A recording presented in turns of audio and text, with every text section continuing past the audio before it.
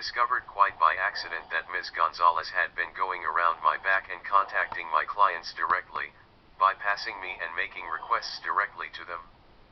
Having them do things for her in exchange for direct deliveries. This wasn't kosher. When something doesn't feel right, it's time to start looking for ways to protect yourself. So I tried weaning myself off of the facial cream. I failed miserably. I needed the facial cream. There was no getting off this ride. But I was still angry. She had no right to go behind my back. She was calling them direct from a blocked number. Just like she did with me. Suddenly there was bad blood between us, and that is when things began to spiral. When deliveries resumed, my shipment was cut in half. So theirs had to be reduced. So everyone was angry and upset with me. They all must have thought I was in on it. I did not like the position I found myself in. It smelled like a fall guy situation if there ever was one. I was being set up. I was the only one everyone could identify. And then I could identify Pablo, give him up.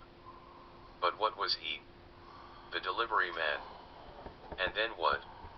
If things went south as they invariably do, I would be stuck holding the bag. I did not like this at all. And I felt like the walls were closing in. I had to do something. To give me more leverage in this relationship.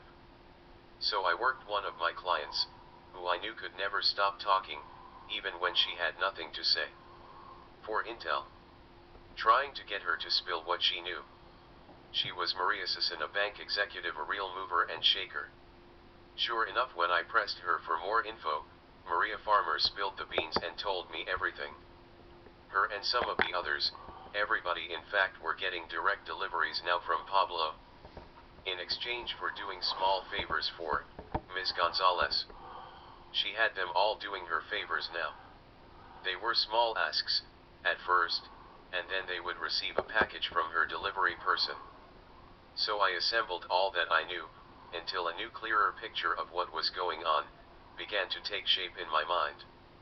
She wants me out there, to serve as a canary in a coal mine.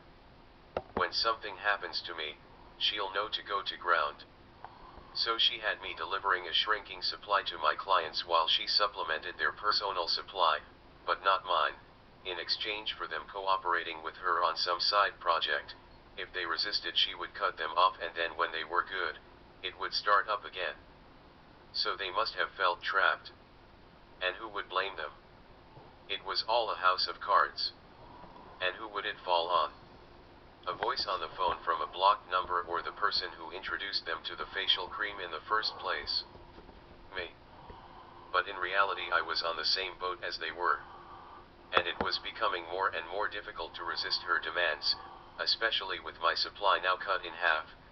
And like in a bar, when bartenders are running low on product to sell to our customers, or more likely when our collection of drunks were running low on cash to pay the bill, we were all becoming greedy. What did she want you to do for her? I asked Maria.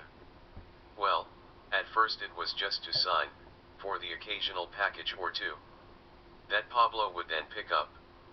Unopened and take away. I never knew what was in them. One time the package looked damaged, like it may have been opened. And I had to wait almost a week for payment. Then later on, it was to launder money, for her, through my bank. Finally she had me signing documents. I have no idea what I was signing or what I have gotten myself into. None of us do. But by that point it didn't matter. I didn't care.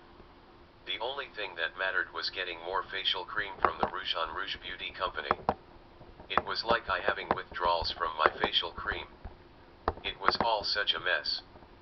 But then when I got J delivery, when I put on that facial cream, oh Charlotte, it was all worth it. Everything I had gone through, for that one moment. You know what I am talking about. Then she asked a question.